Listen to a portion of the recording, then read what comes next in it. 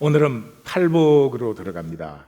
팔복으로 들어가는데 이 산상수훈을 여는 말씀이죠. 그 산상수훈은 예수님께서 천국이 이렇다 하는 것을 그냥 열어 보이신 거예요.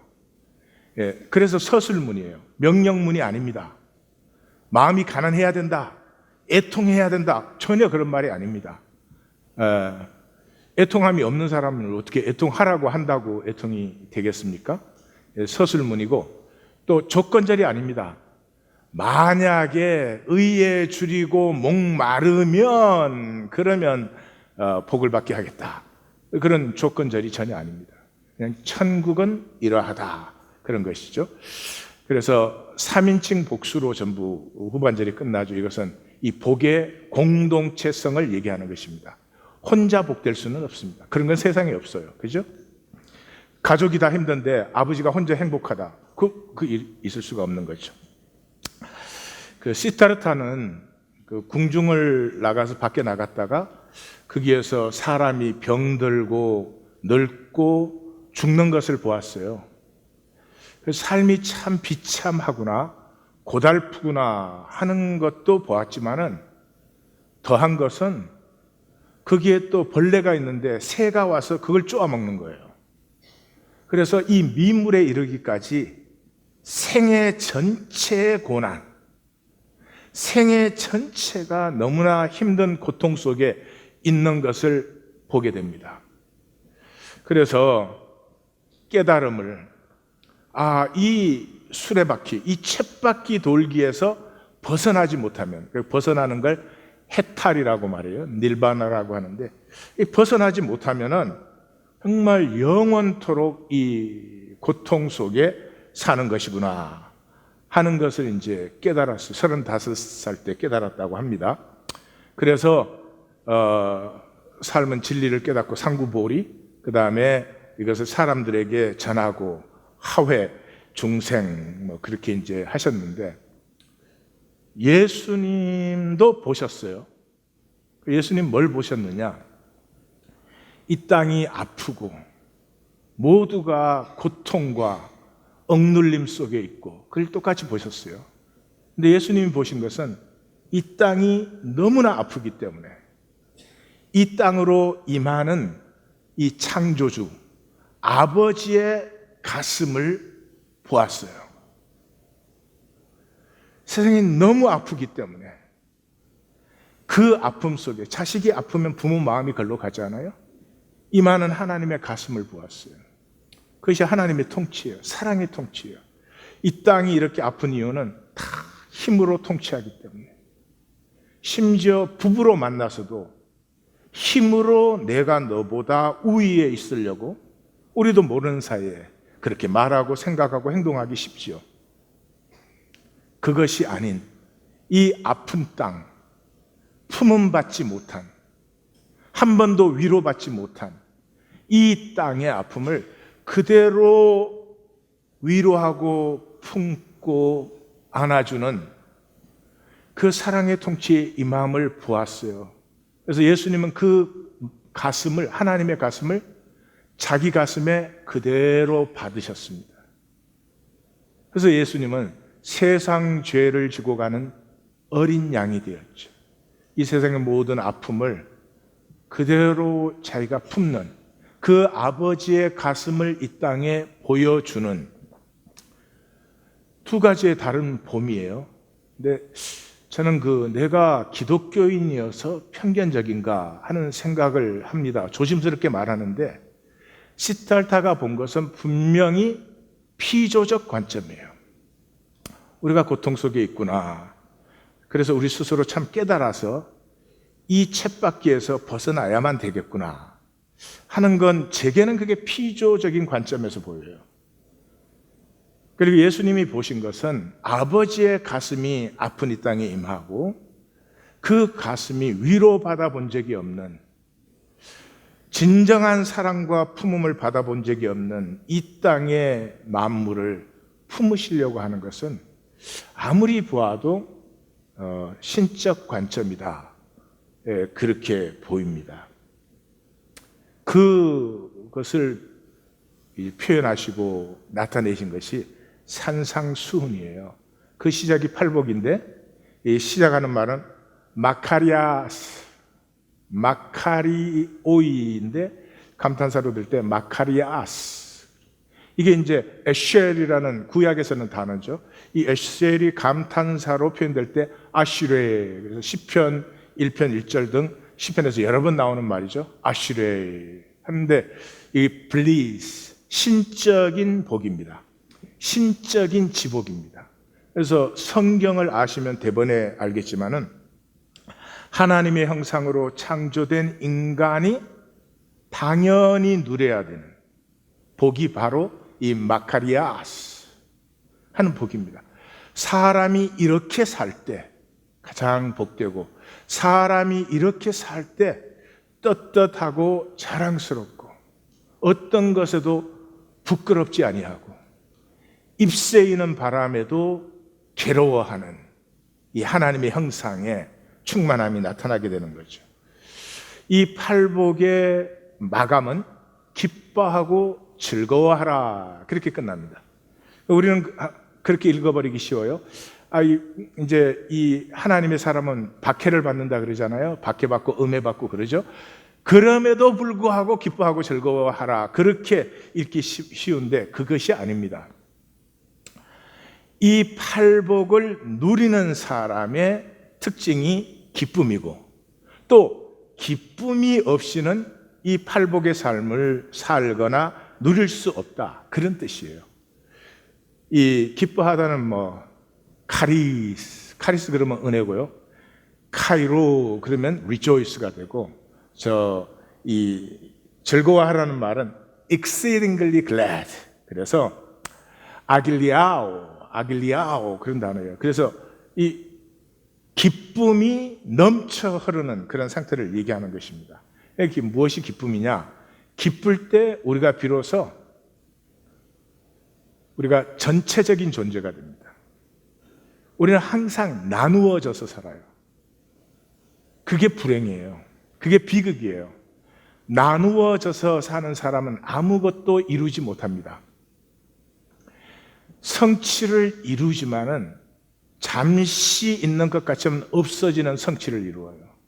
영원한 성취는 성취와 내 존재가, doing과 being이 하나가 되어서 whole, 거기에서 피어나는 성취는 영원해요. 그렇지만 단절된 성취, 내 존재는 그렇게 생각해. 그런 일을 하는 것은 별로 바람직하지 않지. 그냥 그렇게 해야 이익이 되니까 그렇게 해. 그것은 뿌리가 잘린 것이기 때문에 잠시 있는 것 같지만 없어집니다. 그렇지만 내 존재와 행위가 일치될 때, 하나님의 형상으로 창조된 내 존재와 행위가 일치되어서 피어나는 것은 영원한 것이죠.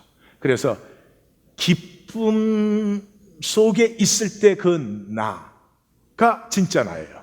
하나님이 창조하신 나예요. 내가 누구냐 하는 것은 내가 무엇을 기뻐하느냐를 보시면 돼요. 당신은 누구십니까? 이렇게 물으면 굉장히 곤란해요. 뭔지 모르니까. 근데 간단히 체크가 됩니다. 내가 무엇을 기뻐하느냐가 내가 누구냐예요. 예. 이 산상수훈을 대부분은 이렇게 해석합니다. 살 수 없다. 사람이 어떻게 그렇게 사냐? 어떻게 오른밤 맞았는데 왼밤을 돌려대냐? 어떻게 억지로 오리 가자고 하는데 심리를 가겠냐? 그건 나중에 천국이 이루어진 다음의 모습이다, 이런 말을 해요. 그게 종교예요. 아니에요. 우리가 그런 것을 원해요. 내가 진정으로 살 수 있다면 원수도 품어주는, 이 속옷을 달라고 하면 겉옷도 주고 싶은, 나에게서 사랑과 용서와 긍휼이 흘러넘치는 그런 삶을 살고 싶지. 나는 인색하게 살고 싶다. 나는 말이야 조금도 용서하고 싶지 않아. 이런 사람 없어요. 왜 그렇게 살아요? 에고에게 쏘갔기 때문에. 그래서 진정한 사랑, 성경은 인자라고 부르는 진정한 사람은 이 산상수훈적인 삶을 살고 싶어 하는 거죠. 그래서 이것은 에고로 살던 사람이 거듭나면은 그 삶이 저절로 피어나는 것입니다. 나뎀이라고 하는 것은요, 초월성이에요. 초월성. 나뎀이라고 할 때 하나님이 창조하신 나뎀, who I am. 사도 바울이 말하는 by the grace of God, I am who I am. 할 때 이거 초월성을 얘기해요. 초월성이 없는데 뭐 나뎀 얘기하면 뭐 하겠어요? 그 딱 때리면 화내고, 뭐 좋게 해주면 헤헤거리고, 그건 나뎀이 아니죠. 그냥 반사, 리액트 뿐이죠. 나뎀이 있기 때문에 우리는 초월성이 있기 때문에 나뎀이라는 말을 합니다. 그 초월성이 뭐예요? 당연한 것을 넘어서는 거죠. 때리면 나도 화내고 같이 때리는 게 당연한데 그것을 넘어서 원수도 사랑하는 거죠. 왜 원수도 사랑해요? 그 원수를 보니까 원수가 무슨 뭐 제가 태어날 때 목표가 나를 미워하는 거겠어요? 나를 핍박하는 거겠어요? 아니죠. 그 에고에 속아서. 그 에고에 속아서 사랑하지 못하고 미워하는 그 심령과 그 삶이 안타깝게 느껴지죠. 그 원수를 사랑하는 것이지 의지로 하는 거나 의지로 한 것을 그 무슨 사랑이라고 할 수 있겠습니까? 그래서 나뎀이 없는 삶은 떠내려가는 삶이에요. 이 세상 모두가 흘러가는 그 물결에 그냥 떠내려가는 삶이에요. 그것은 이 세상의 생존 프로그램, 이 세상의 인간끼리 만든 이 생존 프로그램에 종로로 타는 거예요. 종로로 타는데 이 생존 프로그램 속에서 제일 강한 게 뭐예요? 제일 강한 게 뭘 것 같습니까? 자식 사랑이에요. 자식 사랑. 자식 사랑하는 거 아름답죠. 뭐 또 문학적으로 아름답게도 표현도 하고 뭐 음악으로도 표현하고 그래요. 그래도 호르몬이에요. 자식 사랑하려고 자기 인격을 갈고 닦아서 사랑하시는 분 있어요? 그렇게 사랑했으면 우리 자녀들은 굉장히 건강할 것입니다. 굉장히 자유할 것입니다. 아니에요. 우리한테 이미 프로그램 돼 있어요. 왜? 생존은 내 대가 계속되는 게 중요하잖아요. 호르몬에 불과해요. 그건 나뎀이 아니에요. 나뎀은 그것을 넘었을 때예요. 내 자식이 귀하고 사랑스럽죠. 근데 남의 자식도 똑같이 귀하고 아름다워. 내 자식에게 어려운 일이 생기면 마음이 아픈데 남의 자식에게 어려움이 생기면 똑같이 가슴 아파. 그때가 나뎀이에요. 죄송합니다. 호르몬으로 끝나시면 안 돼요. 그건 실제가 하나도 없이 이 세상의 illusive, 그 허상의 프로그램 속에 내가 돌아간 거죠. 자, 그래서 기쁨을 먼저 들여다보십시다. 이 성경에서 우리는 참 미스하는 게 기쁨이에요. 특별히 신약은 이 기쁨이 막 전체에 가득합니다. 기쁨은 상태적인 게 아니에요. 좋은 상황이 생겨서 내가 좋아하는 거, 족구에서 이겨서 기뻐하는 거, 그건 기쁨이 아니에요. 그냥 리액트 조건 반사하는 거죠. 기쁨은 존재적인 것이다 말씀드렸죠. 기쁨 안에서 내 행위와 존재가 하나가 되어서 내 자신이 피어나는 하나님이 창조하신 나, 그것을 생수의 강이 솟아난다. 예수님 그렇게 표현했어요. 내가 나됨으로 피어나는 것. 그것이 기쁨인데 제일 먼저는 부활에서 나타납니다. 부활 기사를 읽으면요 재밌고도 신기해요. 그 여자들이 무서움과 큰 기쁨으로, 무서운데 어떻게 기쁠 수 있어요? 절대로 안 돼요. 근데 부활을 만났을 때는 무서운데도 기뻤대. 예. 참 재밌지 않아요? 어떻게 무서운데 큰 기쁨이 있어요? 무서움 속에서도 있을 수 있는 것이 진정한 기쁨이에요. 존재의 기쁨이에요. 엠마오로 가던 제자는 그들이 너무 기쁨으로 믿지가 않아지는 거예요. 그러니까 믿음보다 더 중요한 건 기쁨이에요. 그들이 엠마오로 내려가다 어떻게 예루살렘으로 돌아갔어요? 큰 기쁨 때문에. 또 복음을 만나는 자리에, 이게 수도 없이 나오는데 제가 그냥 몇 개만 적었습니다. 비시디아 안디옥에서 사도 바울이 복음을 전했죠. 무슨 복음? 썩음을 당치 않는다. 그때 제자들은 기쁨과 성령이 충만했다. 그걸 예루살렘 교회에 보고를 했더니 다 크게 기뻐했다. 그 구원이 임했을 때도, 이것도 뭐 수도 없이 많은 기절입니다. 구원이 임할 때 하나님과 화목케 하신 우리 주 예수 그리스도로 말미암아 하나님 안에서 즐거워하느니라. 하나님 나라를 만난 사람은 기쁨입니다. 밭에 숨긴 보화를 발견했어요. 숨겨두고 기뻐하면서 돌아갔어요. 기뻐했기 때문에 소유를 팔 수 있었어요. 예, 소유를 팔아서 존재 전체를 회복할 수 있었어요. 기쁨이 없이는 그거 안 됩니다. 누가 그걸 할 수 있어요? 마태복음 25장은 마태복음에서는 굉장히 중요한 장이에요. 마태복음 23장이 종교인들에 대한 저주예요. 7번의 저주, 예수님이 7번의 저주. 그 다음에 24장이 진실과 거짓. 많은 사람이 내 이름으로 와가지고 거짓말 많이 한다.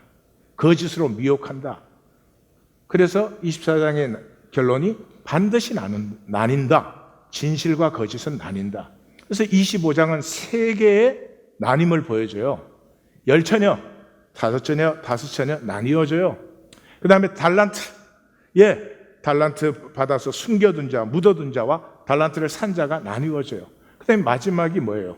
양과 염소가 나누어져요. 그런데 그 나누어짐의 결론들이 다 어떻게 나오는 줄 알아요? 이 택함을 받은 사람에게는 내 주인의 즐거움에 참여하라. 그렇게 되어 있어요. 또 그렇죠. 즐거움이 없는데 뭘 거기 참여하겠어요? 다윗의 기도가 뭐였어요?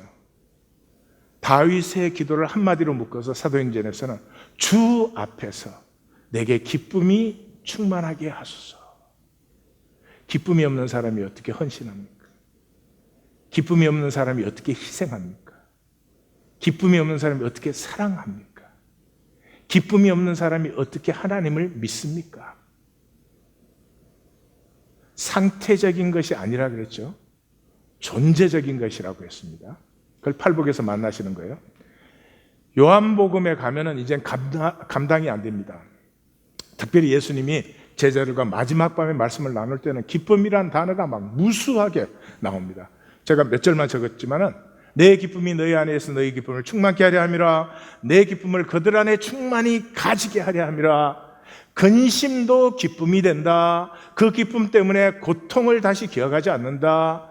너희 마음이 기쁠 것이요 그 기쁨을 이 세상에 무엇이 빼앗을 수가 있겠느냐. 받으라. 그리하면 너희 기쁨이 충만하리라. 그렇습니다. 이것이 하나님 나라의 핵심적인 본질입니다. 자, 그럼 팔복으로 들어가 보십시다. 팔복으로 들어가면 제일 먼저 만나는 게 디바인 패시브예요. 신적 수동태라는 거예요. 그게 뭐냐 그러면 하나님이 행하시는 거예요. 근데 하나님이 하셨다 이렇게 적는 건 성경 전통에서는 굉장히 무례한 겁니다. 그래서 하나님이라는 주어를 표현을 못 해요. 그래서 그렇게 되어졌다 이렇게만 표현해요. 누가 그렇게 되어지게 했느냐? 하나님이. 이걸 신적 수동태라고 하는데 이 팔복 중에 6개가 이 신적 수동태로 적혀져 있어요. 자, 시작에서 3절과 10절이 이렇게 양쪽에 가로예요. 천국이 그들의 것이다. 다시 말해서 생명의 기쁨을 누리는 자들, 자녀, 유업자의 자질을 얘기해요. 그게 6가지가 나와요. 그것은 전반부 3가지, 후반부 3가지 이렇게 나누어져요. 그 중심이 5절과 8절인데 5절과 8절은 신적 수동태로 안 되어 있어요. 능동태로 되어 있어요. 그러니까 하나님이 땅을 주신다가 아니에요. 기업을 주신다가 아니고 내가 받는다예요. 하나님이 보게 해준다가 아니라 내가 본다예요. 그리고 또 재미있는 것은 누가복음과 마태복음이 이제 서로 요건 대칭되는 같은 가르침을 적고 있죠. 그런데 5절과 8절은 누가복음에는 없어요. 그게 무슨 말이에요? 다시 말해서 바로 이 부분이 마태의 강조점이다. 마태는 누가복음과 똑같이 그런 말을 적지만은 이 속에서 이걸 미스하지 말아라 하고 강조하고 싶은 것이 마태에게는 있는 거죠. 그게 5절과 8절이에요. 그게 뭐예요? 전반부에서는 땅을 기업으로 받을 것이다. 자, 보겠어요? 그 땅을 기업으로 받는 그 과정 속에서 하나님의 위로를 받아요. 하나님의 위로를 받으면 존재가 회복돼요. 아무리 성취를 잘하셔도 존재가 괴로우면 불쌍한 것이죠.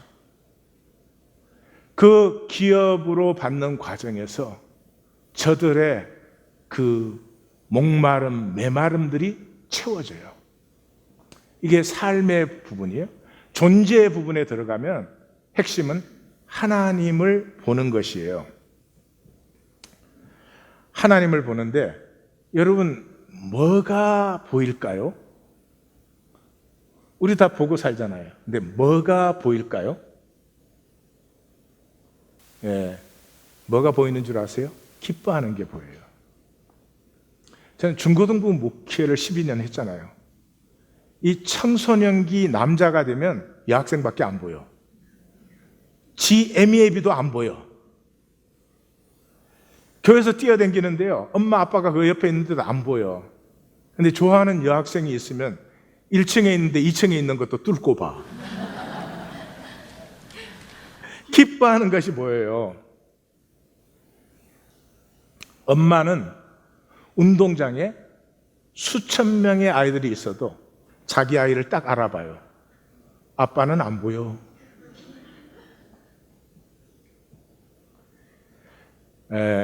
그 안데르슨, 더치 동화 작가라 그러는데 영성가입니다. 그분의 작품은 영적인 진리가 절실하게 나타나요. 뭐 벌거벗은 임금님 뭐 이런 걸 썼죠. 성냥팔이 소녀 이런 걸 썼죠. 근데 그 어머니의 이야기라는 The Story of the Mother라는 작품이 있어요. 그 어린 아이가 죽음에게 빼앗겼어요. 그래서 그 모든 희생을 하면서 그 죽음의 자리로 쫓아가요. 그 죽음의 자리로 쫓아가니까 죽음이 뽑아온 그 빼앗아온 생명들이 거기에 이제 식물로, 이게 동화니까 식물로 다 꽃과 나무로 무수히 거기에 심겨져 있어요. 그런데 그 엄마를 보고 그 수목원 지기가 네 아이를 한번 찾아봐 그랬습니다. 그 안에 전부 심장 소리가 들리고 있어요. 보기에는 다 식물이에요. 그런데 그 수만 개의 식물들 속에서 그 엄마는 자기 아이의 심장 소리를 찾아내요. 뭐가 보여요? 기뻐하는 것이 보여요. 하나님이 보이는 것이 얼마나 복인 줄 아십니까? 하나님이 보이는 사람은 자유예요. 다른 사람이 나 어떻게 보나? 얼마나 가졌냐? 가지는 건 중요한 거죠. 그러나 가지는 것 때문에 스트레스 받으면 그건 손해죠.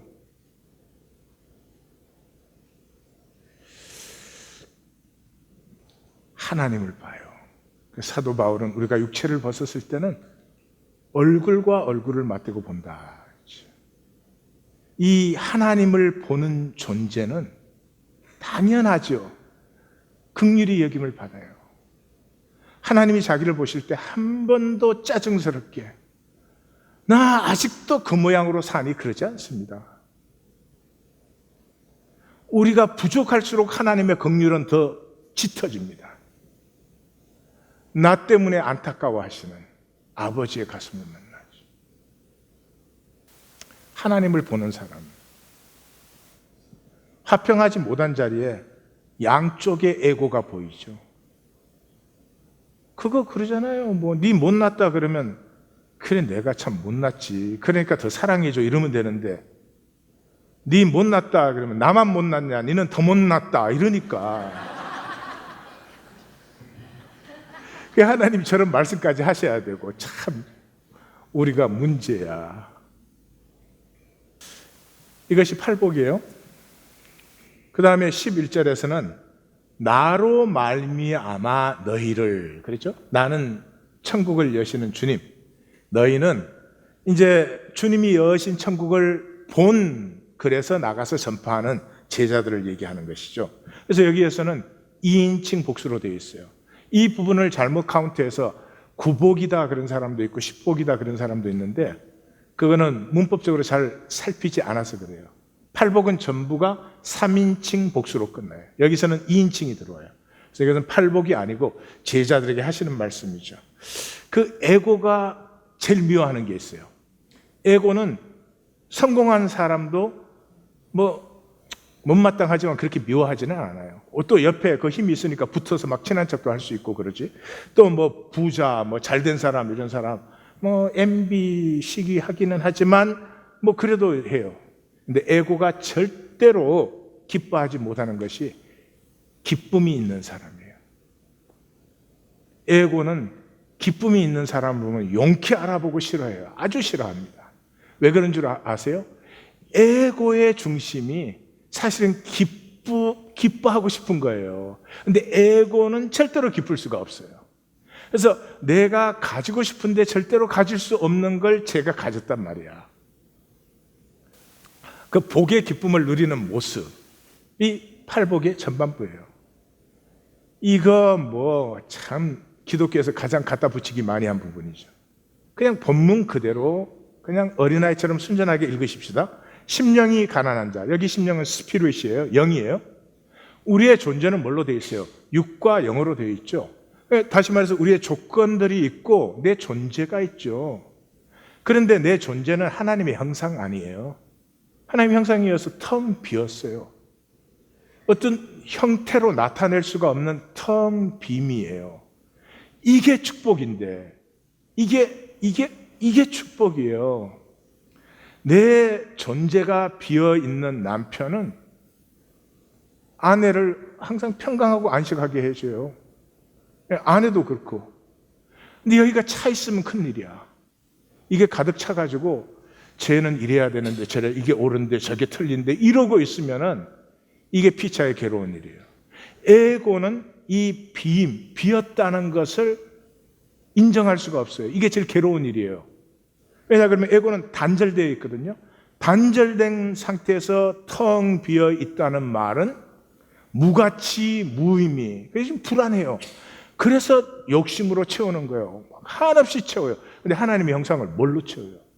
평생을 채워도 채우지 못하죠. 이 텅 빔을 그대로 받아들일 수 있는 사람. 그죠? 온 우주가 텅 비어 있죠. 그죠? 물질적으로 우리가 이렇게 현상적으로 느낄 뿐이지 이것도 물리적으로 표현하면 99.999%가 empty space 아니에요. 그러므로 이렇게 자기 중심을 비울 수 있는 사람은 다른 사람과 통하고 연대가 되어져요. 장자는 그 빈배라 그랬죠.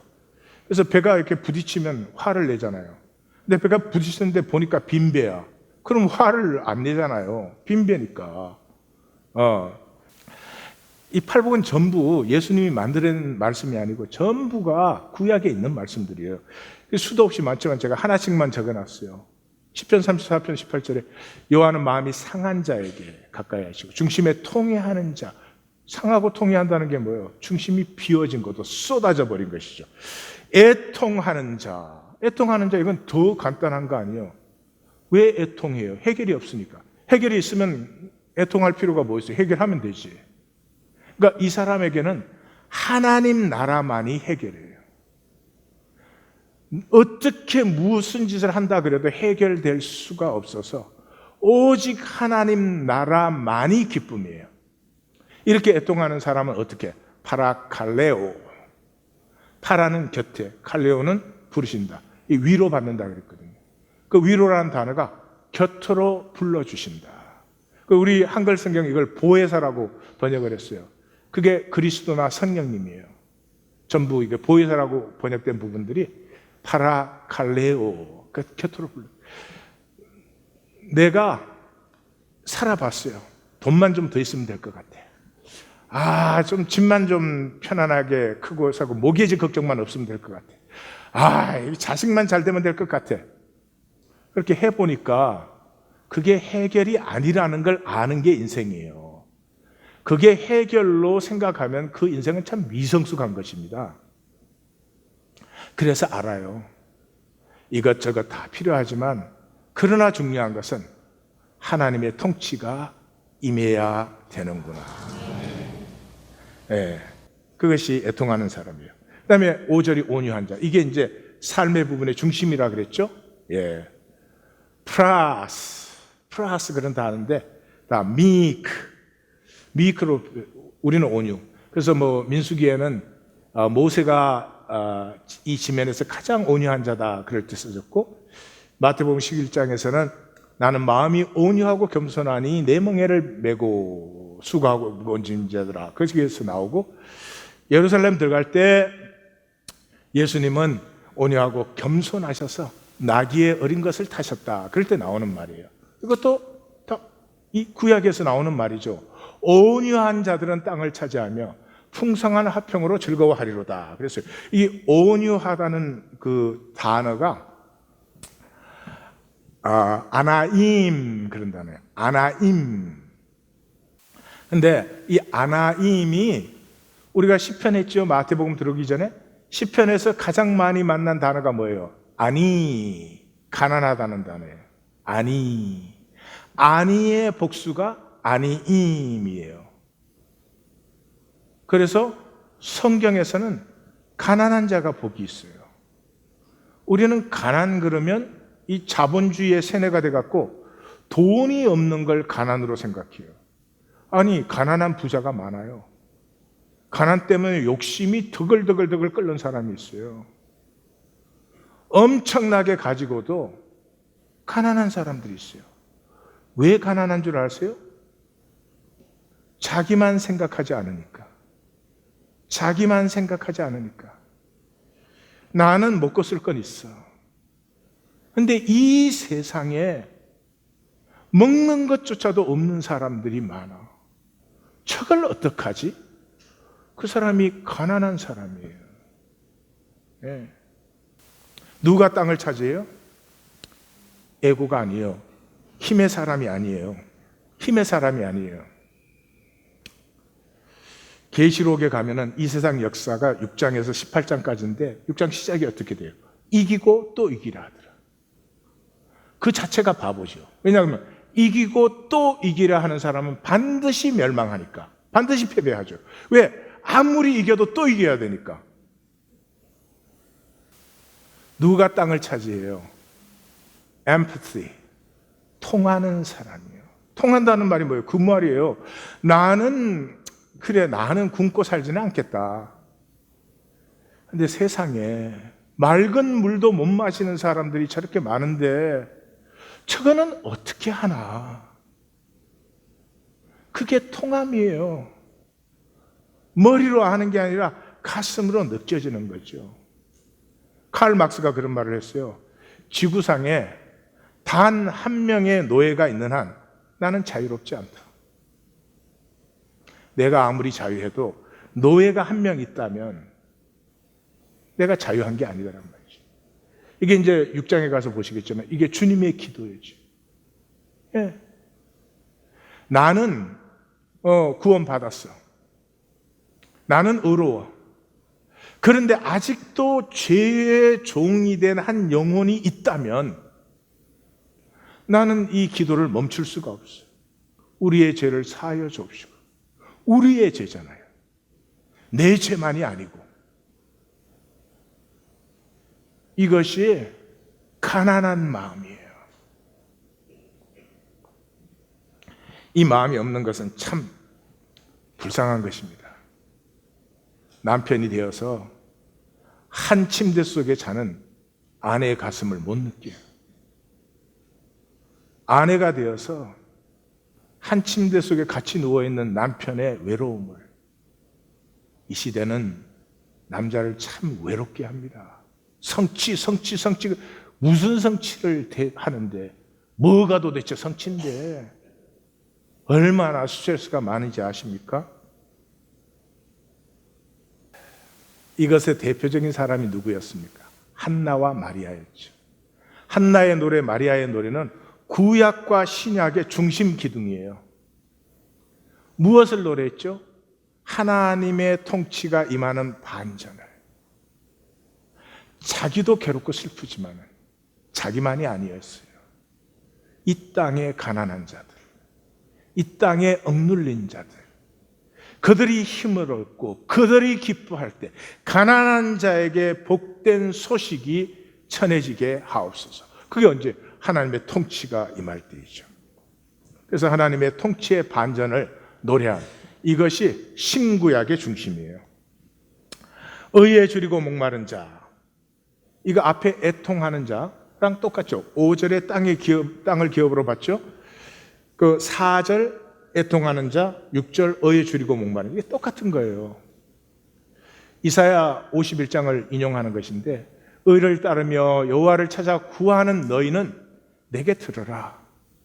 내 공의가 가깝다. 하나님의 공의가 가깝다는 말은 하나님의 심판이 가깝다는 거죠. 내 팔이 만민을 심판하리. 그러면 하나님의 통치가 이 땅에 일어나는 것이죠. 그것을 사모하는 사람들이죠. 신약적으로 말하면 주님의 기도를 기도하는 사람들이에요. 이 사람들이 왜 주님의 기도를 해요? 언제까지 이대로 두시겠습니까? 왜 하나님의 통치가 임하지 않는 것입니까? 이 왜 그래요? 하나님의 통치 외에는 소망이 없으니까. 이걸 만난 거예요. 이 역사도 정치, 경제 아닙니다. 요즘 뉴스를 보면 오로지 돈 만들기 뿐이에요. 돈 만들기 뿐.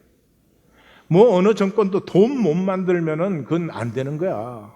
그게 당연하고, 이 언론들이 인간을 다 그렇게 만들어 버려요. 이 언론에 있는 사람들 꽤 그래도 공부한 사람들인데 그렇게밖에 못할까? 돈만 있으면 정말 다 돼요? 아니지. 돈 많은 사람들이 많잖아요. 그분들의 돈이 가난한 대로 좀 내려가게 하고, 경제보다 더 중요한 것은 돈이 돌게 하는 거죠. 돌게, 필요한 자리로. 그게 아니잖아요. 봤어요. 열심히 살아보고 문제도 생각해보고 했는데, 이 역사에 하나님의 나라가 이루어지기까지는 이 고통과 괴로움을 피할 수가 없어요. 내 삶도 이렇게도 해보고 저렇게도 해보고 이런 욕심도 부려보고 저런 짓거리도 해봤지만 결국 하나님의 통치가 내 심령에 임할 때까지 나 새로워지지 않는다. 이것이 의에 줄이고 하나님의 나라에 줄이고 목마른 사람들이죠. 긍휼히 여기는 자, 이게 이제 존재 부분의 중심 부분이라 그랬죠. 긍휼이란 단어는 대개 compassion으로 번역이 되어 있습니다. 그런데 마태복음 18장으로 가시면 마태복음 전반부는 천국을 보여주고 마태복음 후반부는 교회를 보여준다. 제가 말씀드렸죠. 그 핵심장이 18장이다. 그걸 아시죠? 거기에 들어가면은 이 전부 이제 불쌍히 여기소서 그렇게 되게 번역이 되어 있어요. 우리 번역에는. 그래서 뭐 맹인이, 가난한 여인이, 귀신 들린 아들을 가지고 있는 아버지가, 뭐 중풍병자가 주님 앞에 나올 때 우리를 불쌍히 여기소서 할 때 이 단어를 쓰는 것이죠. 근데 그 똑같은 단어가 용서에서 쓰여져 있어요. 그 용서에서는 뭐죠?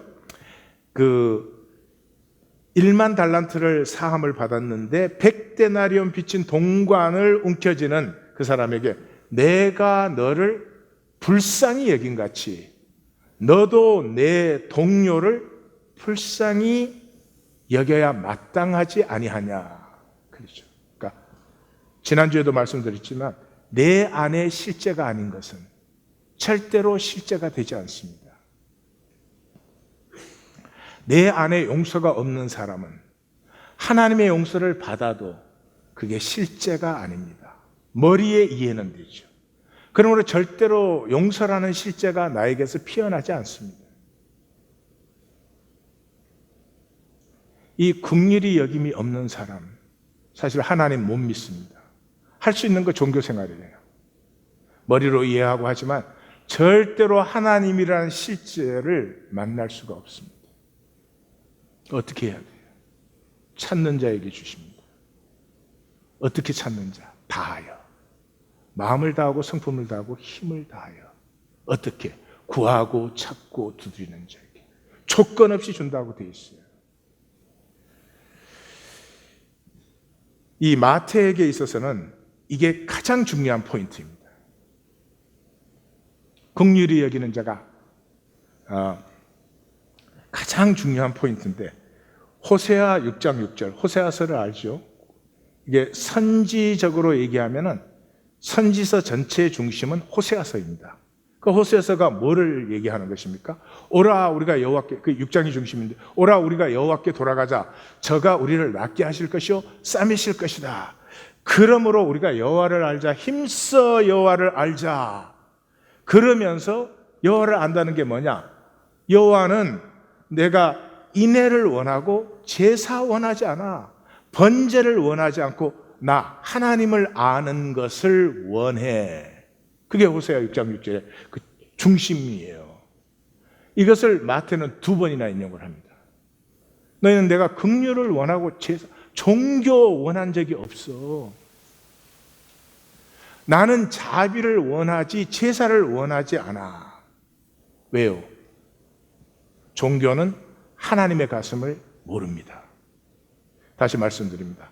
종교는 하나님의 가슴을 절대로 모릅니다. 출애굽기 34장 6절이 하나님의 자비와 긍휼의 성경 66권의 중심이 되는 기절인데, 여호와라 여호와라 자비롭고 은혜롭고 노하기를 더디하고 인자와 진실이 많은 하나님이라 그러시거든요. 이게 언제 하신 말씀이에요? 모세가 첫 번째 돌판을 깨뜨리고 백성들은 금송아지 만들어가지고 하나님은 자기 백성을 인도하는 말씀을 주고 계실 때 백성들은 금송아지 만들어서 우상숭배했거든요. 그랬으니까 두 번째 돌판을 들고 하나님 앞에 나아가는 모세는 하나님이 얼마나 화를 내실까? 얼마나 진노하실까? 내가 살아서 내려올 수가 있을까? 라고 올라간 자리에서 하나님이 선포하시는 말씀이죠. 이게 뭐죠? 하나님은 자기가 창조한 피조 세계에 대한 기쁨이 있습니다. 기쁨이 있습니다. 마치 부모에게는 자식을 향한 기쁨이 있습니다. 세상 모든 것을 다 포기한다고 해도 자식을 포기 못하는 것과 마찬가지죠. 이것이 하나님의 긍휼입니다. 이것을 받지 못하는 것은 이 세상에서 가장 크고 심각한 비극입니다. 다시 말씀드립니다. 한번 가슴에 새겨 보십시오. 하나님의 긍휼을 받지 못하는 것은 종교 생활은 한 존재에게 있어서 비할 데가 없는 비극입니다. 이 긍휼을 만나지 못한 사람이 무엇으로 대신하게? 돈 다 벌면은, 이 세상 금원을 다 가지면 상대조차가 되지 않는 거죠. 여기에서 긍휼이라는 단어가 엘레이몬 그런 단어입니다. 엘레이몬. 그런데 구제라는 단어가 엘레이모수네라는 단어. 엘레이모수네 같은 단어죠. 다시 말해서 성경의 긍휼은 애티튜드가 아닙니다. 나는 지나가다가 거지 보면 불쌍해서 꼭 일불 주고 가. 그게 긍휼이 아니라는 것입니다. It's action. It's action. 무슨 액션이에요? 그 사람의 아픔과 절망과 그 고통이 보이기 때문에 내 가슴이 그리를 향해서 흘러나가는 것이죠. 종교는 행위 없죠. 가슴으로는 하나님 나라 우리 한 10,000개는 벌써 지었을 거예요. 그러나 액션이 없죠. 8절에 마음이 청결한 자. 아까는 스피릿이었죠. 여기는 하트입니다. 그래서 청결하다는 말이 clean and pure 양쪽 의미가 다 있죠. 이것도 역시 구약 기절이에요.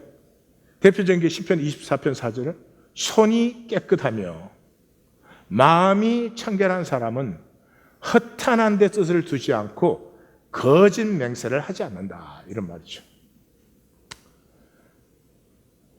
그럼 왜 하나님이 안 보일까요? 아까 우리 나눴어요. 하나님을 기뻐하지 않아요. 딴 걸 기뻐해요. 왜 딴 걸 기뻐해요? 욕심에 눈이 멀어서. 배설물 같은 내 욕심 때문에 하나님을 못 봐요. 이 불교에서는 악귀라는 게 있습니다. 아구찜 아니고 악귀. 근데 불교에서 참 재미있게 이걸 묘사를 해요. 입은 바늘구멍만 한데 위는 태산 같아요. 그래서 계속 집어넣는데도 계속 배가 고프대. 누구 얘기 같아? 그게 우리의 욕심이에요. 채우지 못할 거를 그렇게 욕심을 냅니다. 우리가 하나님의 나라가 이 땅에 이루어졌을 때 상태를 사도 바울이, 이 보세요, 이건 본 사람이죠. 우리가 지금은 거울로 보는 것 같이 희미하나 그때는 얼굴과 얼굴을 대하여 하나님이 보이면 욕심부려요? 하나님이 보이는데 용서를 안 합니까? 하나님이 보이는데 거짓말하고 음해합니까? 하나님이 보이는데 자유치 못할 수가 있습니까? 그래서 마태는 존재의 중심에 하나님을 본다를 넣은 거죠. 이 산상수훈을 하는 동안 우리가 하나님을 보게 됩니다. 예. 9절 화평케 하는 자죠. 뭐 이것도 해석할 필요가 하나도 없어요. 성경은 수도 없이 말합니다. 샬롬, 화평. 샬롬이라고 하는 것은 십자가로만 온다는 거죠. 그래서 골로새서 1장 20절 그의 십자가의 피로 화평을 이루사 자기와 화목하게 하셨다. 에베소는 2장 전체가 그거 아니에요? 그는 우리의 화평이신지라 둘로 하나를 만들었어. 원수된 것 막힌 담을 다 폐하셨다. 자기 육체로 하셨다. 십자가로 이 둘을 한 몸으로 하나님과 화목하게 하려 하심이라. 원수된 것을 십자가로 소멸했다. 그 십자가의 이 하나 되게 함, 화목케 함이죠. 오직 이 십자가는 이런 것이에요. 생명의 기쁨만이 에고를 질식사시켜요. 노름하는 아들이 있었어요. 그 새벽마다 노름방에서 술 냄새를 풀풀 풍기면서 집에 들어와서 낮에는 잠자고 또 저녁 되면 노름방 가서 돈도 없으니까 하지도 못하면서 개평이나 뜯고 이렇게 사는 거예요. 그래서 엄마가 너 노름 때문에 너가 망하는구나. 내 일생을 다 패하는구나. 그는 뭐 아들이 그 말 듣지 않죠. 어느 날 또 아침에 술 냄새를 풍기며 들어오는 아들에게 안 되겠다. 내 손목을 잘라서라도 노름을 못하게 해야 되겠다. 그러니까 이 아들이 그러셔? 그럼 여기 자르셔. 그리고 내놨어요. 그래서 어머니가 부엌에 들어가서 도마를 갖고 나오고 고기를 자르는 큰 칼을 갖고 나왔습니다. 아들의 손목을 도마 위에 얹고 칼을 내리쳤습니다. 피가 튀고 손목이 잘라졌습니다. 그런데 잘라진 것은 아들의 손목이 아니라 어머니의 손목이었습니다.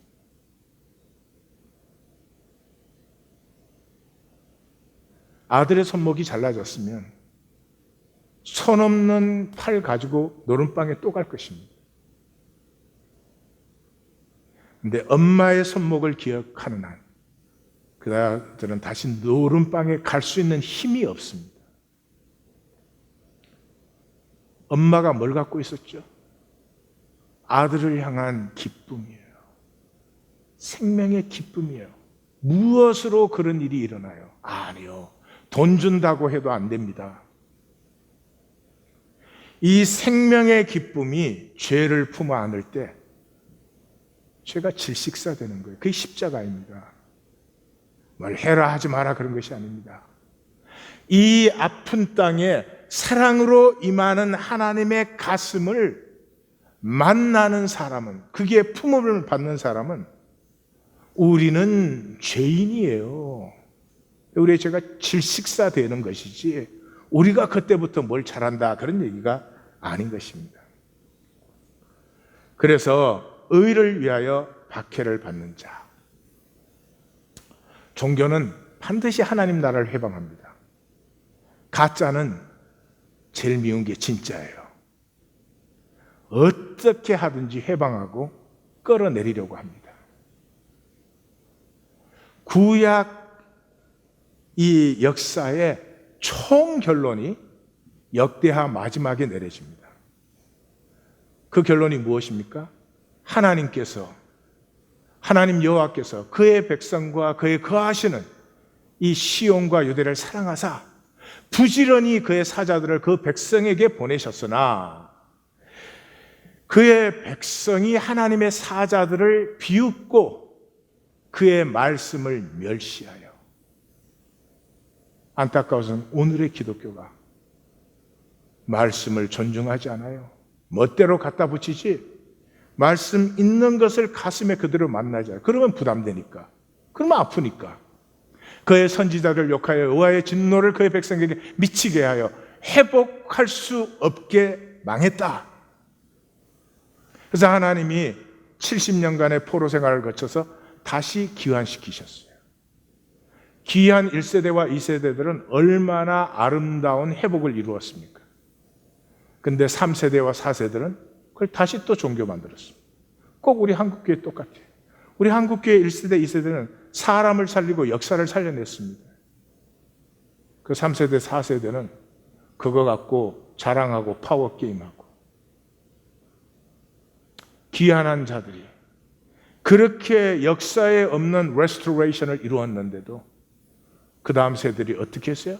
순종하지 아니하고 주를 거역하며 주의 율법을 등지고 주께 돌아오기를 권면하는 선지자들을 죽여 주를 심히 모독하였나이다. 중요한 것은 이것이에요. 이것이 하나님의 섭리라고 하는 것입니다. 내가 나를 볼 때 내가 얼마나 잘 믿는지 잘 하는지 그걸 보고 계시면 You are at the wrong place. 내가 나를 보면 잘한 게 아무것도 없어요. 부족하고 죄 지은 것밖에 없어요. 그것 때문에 깨어지는 거죠. 그것 때문에 깨어질 때 내 속사람이 피어나는 거죠. 그래서 성경 영성의 중심은 이거예요. 하나님께서 구하는 제사는 상한 심령이라. 하나님이여 상하고 통회하는 마음을 주께서 멸시치 아니하십니다. 상하고 통회함이 없는 예배, 예배라고 부르면 안 되는 거 아닙니까? 우리는 팔복을 읽으면 우리가 오랫동안 부정해온 진실을 만납니다. 우린 종교 안에서 주일날 이렇게 지키면 돼, 뭐 이렇게 하면 돼, 뭐 이렇게 했습니다. 근데 더 이상 그것이 아니죠. 난 심령이 가난했습니까? 나는 정말 이 고통 많은 세상에 애통하는 마음이 있습니까? 나는 온유한 자입니까? 나는 의에 줄이고 목마른 것입니까? 아니면 돈에 줄이고 목마른 것입니까? 이런 부정해온 진실을 만납니다. 정리를 한번 해봅시다. 그리스도의 몸이 아니면 교회가 아닙니다. 그리스도를 머리로 한 지체가 아니면 성도가 아닙니다. 에고로 살던 사람이 하나님의 형상의 생명으로 살지 않으면 거듭남이 아닙니다. 살지 않으면 믿음이 아니죠. 믿는 대로밖에는 우리는 살 수 없어요. 안 믿는 걸 어떻게 살아요? 그리스도를 섬기지 않고 자신의 에고를 섬기는 것은 사역도 봉사도 선교도 아닙니다. 목회 아닙니다. 자신을 위한 종교의식은 예배가 아닙니다. 지금 이 시대 기독교에는 이 아니다가 전부가 이다로 되어 있어요.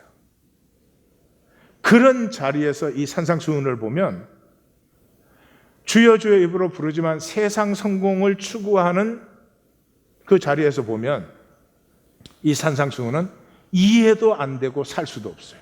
어떻게 그렇게 사냐? 당연히 그렇죠. 왜? 기쁨이 없으니까. 기쁨이 없으니까. 나를 긍휼히 여기시는 그 하나님의 긍휼을 만난 기쁨이 없으니까. 이 세상에서 모두가 너는 아무것도 아니야. 너가 이룬 게 뭐가 있어? 너가 잘난 게 뭐가 있어? 학교를 제대로 나와서 공부를 제대로 해서 돈을 제대로 벌었어. 여기? 내가 나에 대한 말을 하니까 너무 유창하게 나옵니다. 그럴 때 네가 온 세상을 다 가졌어도, 너가 온 세상의 성공을 다 이루었어도, 내 생명을 나눈 너, 하나님의 형상의 너의 존재의 존귀함과 비교가 되겠느냐? 이것을 만나면서부터 사람에게 보이는 나 만드는 삶에서 자유해져 버리죠. 정리합니다. 나는 내 기쁨이에요. 내가 뭐를 기뻐하는지 잘 모르시겠습니까? 돈 사용을 점검하시면 됩니다. 내가 돈을 어디에 사용하느냐가 내가 무엇을 기뻐하느냐. 여러분, 돈으로 얻는 기쁨은 기쁨이 아닙니다. 속지 마십시오. 기쁨은 이것입니다. 내가 나를 보니 부족하고 악하고 죄된 것밖에 없는데 그 나의 껍질을 뚫고 내 중심에 그럼에도 불구하고 내가 아름답고 싶고, 그럼에도 불구하고 사랑으로 살고 싶고, 그럼에도 불구하고 존귀하고 싶은 나를 품어 안으시고 이는 내 사랑하는 자요 내가 기뻐하노라 하는 그 하나님의 사랑의 음성을 들을 때 이제 내가 날 수 있는 담대함으로 피어나는 것이 기쁨입니다. 마태복음 전반부 천국을 만나는 이 자리에서 반드시 생수의 강이 솟아납니다. 자, 기도하십시다. 한 목소리로 기도하십시다.